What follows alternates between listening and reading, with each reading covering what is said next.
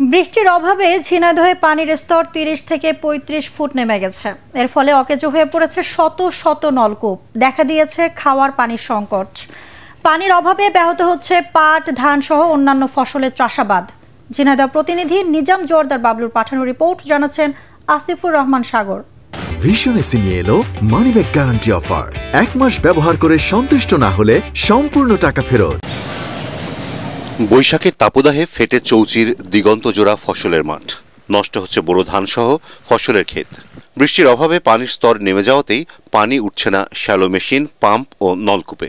সেচ পাম্পগুলো ৮ থেকে ১০ ফিট গর্ত করে নিচে নামিয়েও মিলছে না পানি। ফসল হানির দুশ্চিন্তায় উদ্বিগ্ন চাষিরা। খরার জন্য ধান সব মরে যাচ্ছে, শুকায় যাচ্ছে। ফোলা ধান, ফোলামুখী সব শুকায় যাচ্ছে। সেচ দেব, মোটরে পানি উঠতেছে না। মাঠে এরকম অবস্থা, সব ধান নষ্ট হয়ে গেছে। এখন যদি বৃষ্টি না হয় তাহলে যা গেছে আরো যেটুকু আছে এটুকু চলে যাবে। শুধু ফসলই নয়, পানির অভাবে বিপর্যস্ত জনজীবন। সংকট দেখা দিয়েছে খাওয়ার পানিরও। ব্যাহত হচ্ছে গৃহস্থালির কাজকর্ম। আমাদের গোসল করতে সমস্যা হয়, তারপরে খাবার দাবার করতে সমস্যা হয়। সবকিছুতেই তো পানি ব্যবহার করতে হয়, কিন্তু এই পানি তো পাওয়া যাচ্ছে না। পানির সমস্যার জন্য গরু, বাছু, ছাগল, ভেড়া মানুষজন পানি খাতেই পাইতেছে না। দূরিতে পানি নিয়ে এসে খাচ্ছি, তাও তো পানি থুলি গরম হয়ে যাচ্ছে।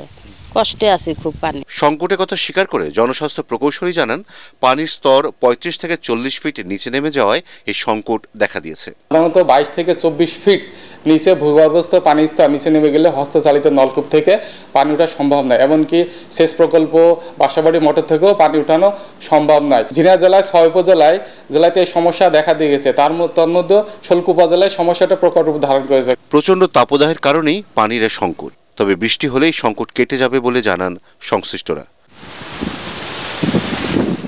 Bureau report, ATN Bangla.